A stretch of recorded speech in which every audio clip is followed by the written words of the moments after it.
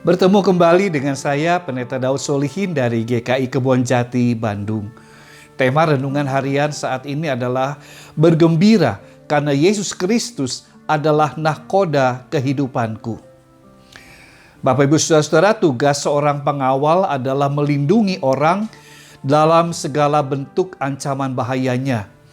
Biasanya dari ancaman pencurian, serangan, penculikan, pembunuhan, gangguan hilangnya informasi terpercaya, serta ancaman atau unsur kriminal lainnya.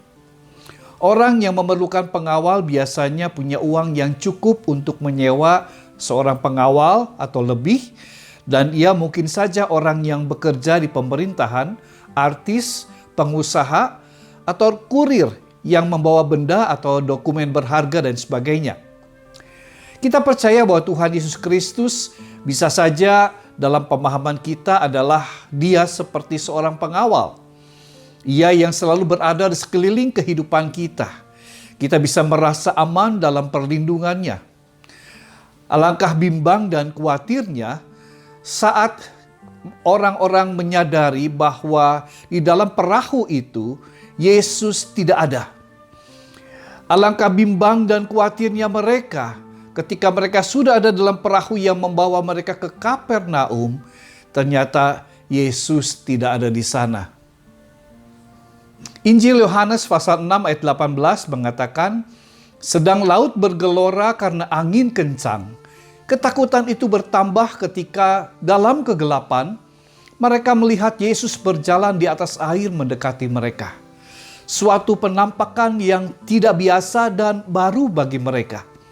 Selama ini mereka terbiasa dengan Yesus dan karya kerajaan Allah yang ada pada dirinya melalui peristiwa-peristiwa di daratan. Tetapi Ia berkata kepada mereka, "Aku ini, jangan takut." Perkataan ini menenangkan, rasa aman itu kembali ada. Karena Tuhan Yesus datang dan naik ke perahu bersama para murid-Nya. Lalu Injil Yohanes pasal 6 ayat 21 berkata, mereka mau menaikkan Dia ke dalam perahu, dan seketika itu juga perahu itu sampai ke pantai yang mereka tujui. Saudara-saudara, ketidaksempurnaan hidup, keterbatasan atau kelemahan hidup kadang membuat kita kehilangan rasa aman. Apalagi di tengah perubahan-perubahan yang sekarang berlangsung cepat dan mendasar sebagai dampak dari pandemi COVID-19. Ketenangan, rasa aman, dan sejahtera menjadi keadaan yang bernilai tinggi dan bukan murahan. Beberapa di antara kita kehilangan pegangan dan pijakan yang membuat kita kehilangan kondisi yang aman dan mapan.